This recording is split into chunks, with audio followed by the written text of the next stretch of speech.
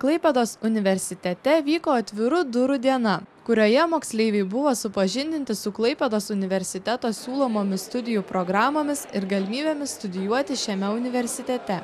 Moksleiviai galėjo ne tik daugiau ir plačiau sužinoti apie rūpimą specialybę, bet ir pabendrauti su čia studijuojančiais studentais. Susirinkusius moksleivius pasveikino Klaipėdos universiteto rektorius profesorius daktaras Vaidutis Laurėnas. Vėliau buvo apdovanoti Lietuvos 9–12 klasių moksleivių rašinių ir fotografijų konkurso Mano svajonių profesija laureatai, pristatytas Klaipėdos universitetas, fakultetai, institutai, taip pat prisistatė studentų sąjunga. Moksleiviai į Klaipėdos universiteto atvirų durų dieną atvyko dėl įvairiausių priežasčių. Vieni dar nebuvo tvirtai apsisprendę, ką nori studijuoti, o didelę dalį būsimų studentų į Klaipėdą vilioja jūra. Klaipėda visada buvo tas miestas, kuris labai domino, tai nusprendžiau atvažiuoti ir išbandyti. Atėjau dėl menų fakultetą pasižiūrėti profesijų, šiaip įvairiai pasidomėti. Noriu pasidomėti specialybę, jeigu tiksliau informatikos inžinerija, kokios galimybės įstoti, kokios situacijos su fakultetu, tiesiog pasidomėti apie studijų programą. Aš dabar nesu kol kas apsisprendęs, kuo būti, tai galvoju, gal ateisiu, gal surasiu atsakymą. Anot Klaipėdos universiteto studijų departamento direktoriaus docento daktaro Arvydo Masiulio, Klaipėdos universitetas nuo kitų universitetų išties skiriasi. Klaipėdos universitete turime gan nemažą skaičių išskirtinių studijų programų, tai yra, kurios vienintelės šalyje. Ir jeigu stojantieji nori studijuoti tam tikras studijų programas, pavyzdžiui, kaip laivų vedyba, laivų energetinių renginių, eksploatacija arba, sakykime, lietuvių filologija ir švedų kalba, tai tokias studijų programas galima rasti tik Klaipėdos universitete.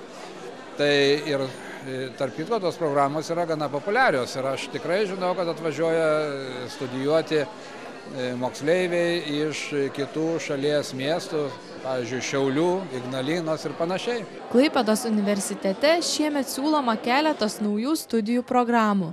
Jos itin originalios, orientuotos į naujoves. Kasmet universitetas planuoja naujas studijų programas, kad galėtų pakviesti dar didesnį būrį susidomėjusių Klaipėdos universiteto studijomis. Tai šiais metais siūloma yra nauja programa anglų ir vokiečių kalbos.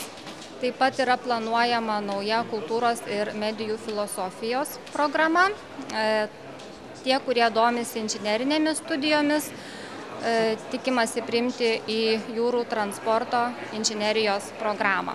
Susidomėjimas studijomis, jų programomis ir stojimo sąlygomis didžiulis.